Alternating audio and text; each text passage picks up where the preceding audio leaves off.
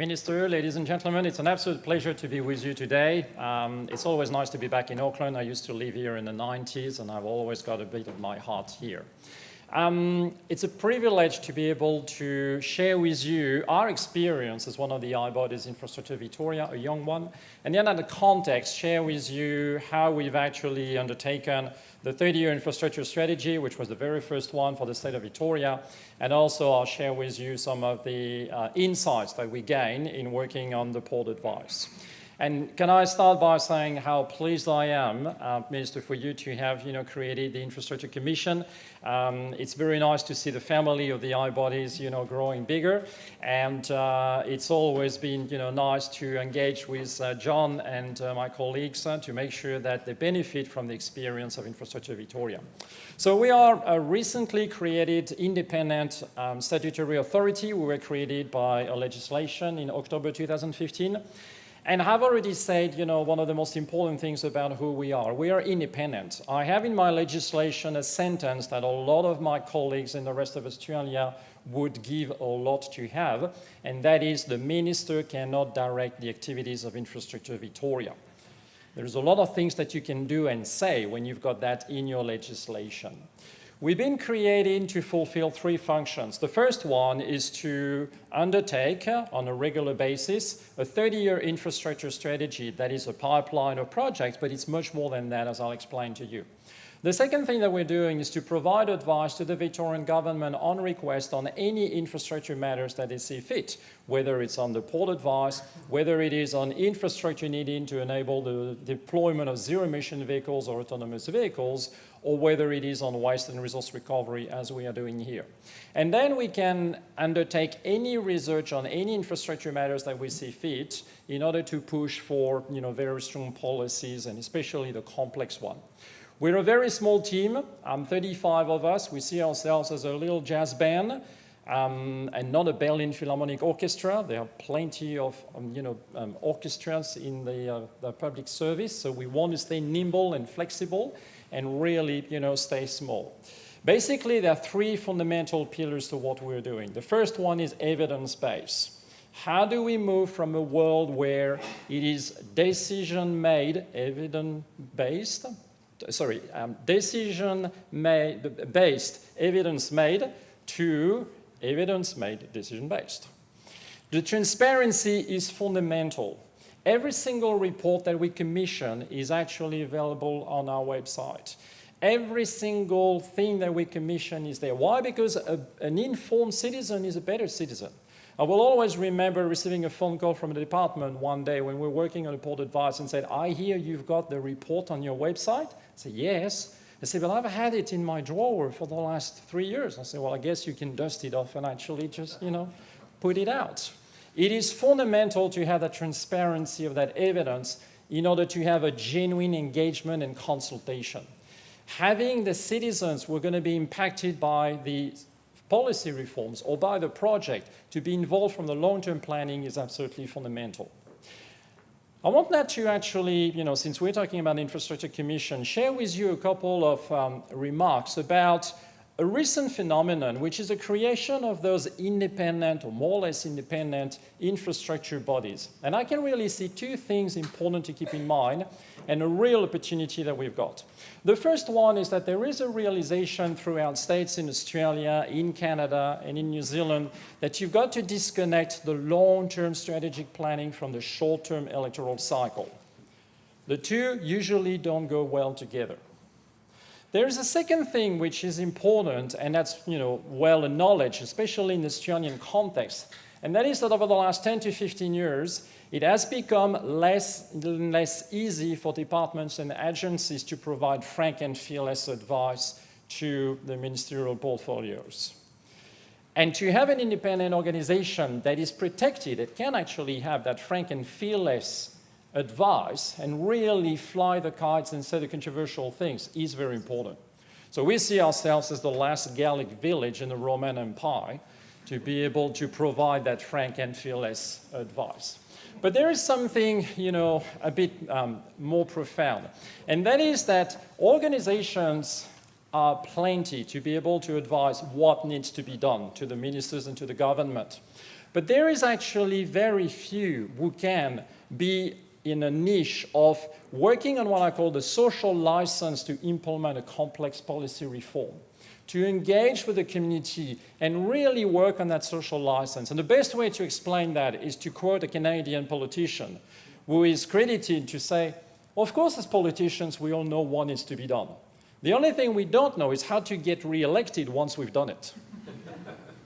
That is that social license to implement a complex policy reform that we can work on. And in fact, we're very strong in Infrastructure Victoria that any recommendation that we put out through should have three elements. One is it backed by very strong evidence, expertise? The second thing is, have we worked on that social license to implement that policy? And the third one is, have we actually provided a pathway for the decision maker to know and have a view on how to start implementing this? You absolutely need to have those three things. Have you worked on the evidence? Have you worked on the social license? And are you providing pathways? So let me now turn on how does that apply to the 30-year infrastructure strategy, which I had the honor to table in the Victorian Parliament in December 2016. We had 9 months to produce what had never been produced before. An infrastructure strategy that covers the whole state with a very strong focus on regions, all infrastructure, transport, justice, environment, water, energy, you name it. So we tabled 137 recommendations with a pipeline of about $100 billion. But there are a couple of things that I want to share with you, lessons learned. The first thing is that we were very clear that we were preparing that strategy not with a focus on the new build. We were not to provide a shopping list of big capital projects. In fact, from the very beginning, we were clear on our paradigm, which is still true to this day. One is, how do we manage demand on the existing assets? It is not by chance that transport network pricing came as one of the top 3 transformative recommendations that we had. I honestly believe this is one of the most profound reforms that Australia need in New South Wales and Victoria if we are absolutely true to deal with congestion. The second thing is to recognize that most of the assets that we will need in the next 50 to 70 years are already here. So it is fundamental that we look at how do we make the most of the existing assets, leveraging on technology, but also making sure that we've got a much better approach on smart asset management. Way too many large capital investments, think a hospital for instance, are run to ground and need to be replaced because there hasn't been due consideration on maintenance. And once you've exhausted all this, then of course you should look at the new build. But that paradigm was absolutely fundamental. So out of 137 recommendations, there is only about 30% that were about new build. There is something else that I want to share with you, and that is that we took the approach in this strategy to not be the bunch of experts who lock themselves in an ivory tower and walk out 9 months later all pale and deliver the biblical tablets and say, this is what needs to be done. The question that we ask most often to the private sector, departments and agencies, key stakeholders, lobby groups, what do you want to see in the 30-year infrastructure strategy? That customer approach. And people say, well, why do you ask? You are the expert. No. What I'm really interested in your sector, in your area, what would you want to see the government act upon that if they were acting upon this, that would absolutely unleash your ability to deliver on your outcomes? Amazing what we got. And I want to share with you an emotional moment I got with the Chief Commissioner of Justice. That was an absolute epiphany for me when we embarked upon that strategy. I asked him that question and said, Chief Commissioner, what do you want to see in our 30-year infrastructure strategy, in your area? And he said, okay, I'll tell you what I'd like to see.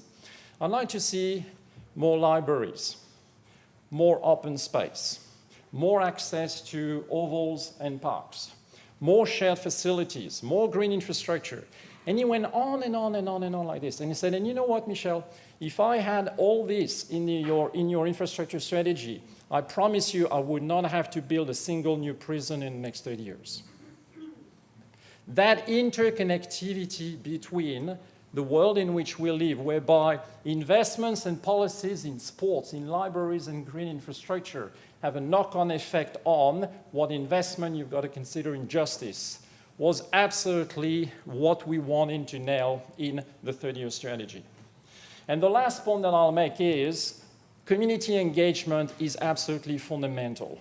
We went to the trouble of organizing 2 citizen juries, which is a way of a new deliberative democracy, one in regional Victoria and one in Melbourne, where we gathered 60 citizens randomly selected who met for 6 Saturdays and were provided with all of the evidence that we had and basically helped us come to the answers.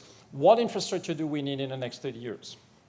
Ladies and gentlemen, I can definitely tell you, having gone through that experience, that when you put 60 citizens in a room outside of the 140-character social media frenzy and really provide them with the evidence, even if they left schools at 14, as I remember talking to someone, in that case, what you get is, forgive me for saying that, Minister, a portfolio that many governments in the world would benefit from getting, and that is a portfolio for common sense, the Minister for Common Sense.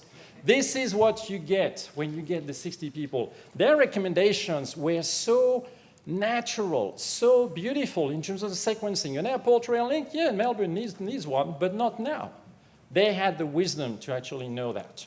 So I would absolutely encourage you to consider that community consultation. The way we put it is that we want as many Victorian fingerprints on that strategy so that when we release it, this is no longer our strategy. This is that of Team Victoria, of the people of Victoria. I'll finish off by sharing with you the other big piece of work that we did on the port advice. I will never be grateful enough for the Victorian government to have thrown to us that very first request for advice. You never get a second chance to make a first impression, and being thrown that very controversial topic in Victoria was absolutely a godsend. Now, if you've never felt what it's like to replay the grand final, Geelong versus Hastings, 2 specific locations which each political party is strongly barracking for their own port. That's what we went through for about 12 months. We commissioned evidence that had never been done before. We published that evidence transparently, sometimes to the great amazement of some stakeholders. We engaged at length, genuinely, and we came up with the very compelling answer that between an existing port 70 kilometers away from Melbourne in the east and the construction of a brand new terminal island 25 kilometers away from Melbourne, the latter was the absolute solution. We went through multi-criteria analysis. We looked at economic planning, environment. We commissioned many, many different studies, which, by the way, all of those are on our website. So for all of you in the room who are working on this, do not pay a second time the fees to the consulting firms we used. It's all available on our website.